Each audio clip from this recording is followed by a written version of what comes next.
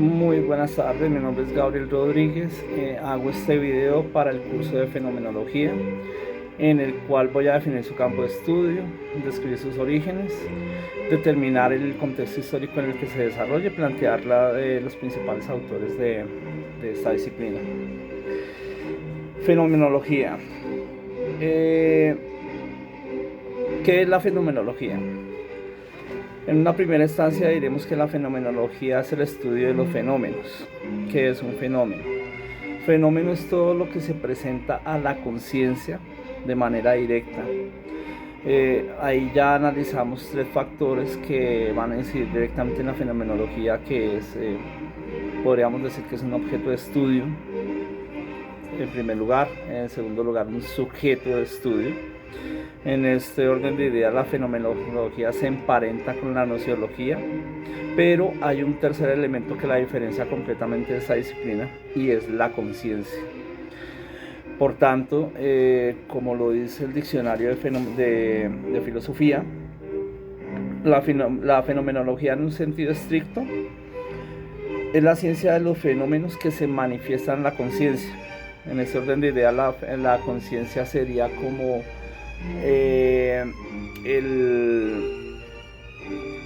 el lugar a donde llega el fenómeno para ser estudiado, a diferencia de la nociología, que es la ratio, la razón. Al decir conciencia ya se delimita y se diferencia completamente de la nociología y de otras teorías del conocimiento, y se suscribe en un mismo campo. Contexto histórico de la fenomenología que nos propone la historia. La fenomenología podemos decir que tiene sus orígenes en la filosofía kantiana, cuando Kant hace su diferenciación entre fenómeno y nómeno, en el cual fenómeno es todo aquello que se presenta a priori a la conciencia sin ninguna agregación. Después se toma el concepto de fenómeno y se traslada a Husserl, que es el que verdaderamente desarrolla la fenomenología como disciplina filosófica y también como metodología. Eso es muy importante, porque no solamente se habla de la fenomenología. En los primeros análisis y estudios que estamos haciendo, no se habla de la fenomenología como una metodología, sino como una filosofía. Pero como veremos más adelante, la fenomenología también va a ser una metodología, va a ser un método para estudiar determinados fenómenos que cumplen con las características del estudio.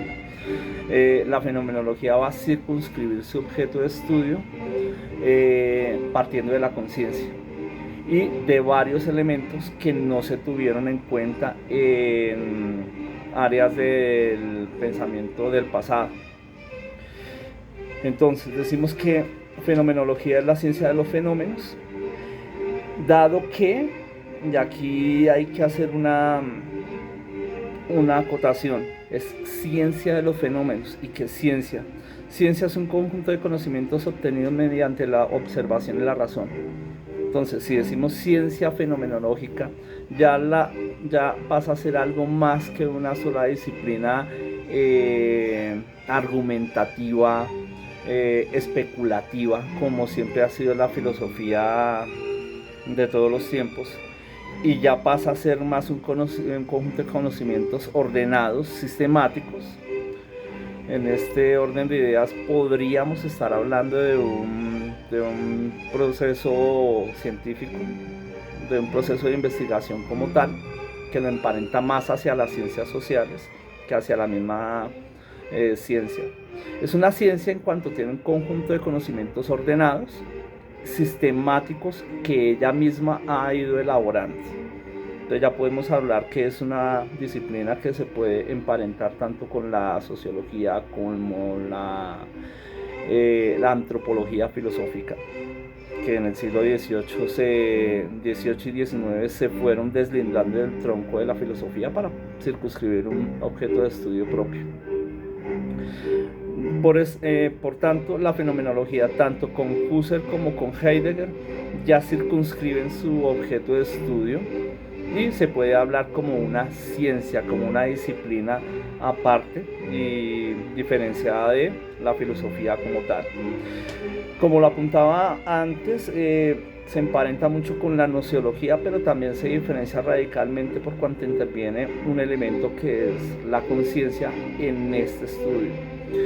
Al hablar de conciencia ya pasamos a hablar de otra forma de conocimiento del hombre, distinta a la razón, distinta a la ratio, y es precisamente el sentimiento, la volición del hombre, como forma también de obtener conocimiento y de acercarse a un objeto de estudio.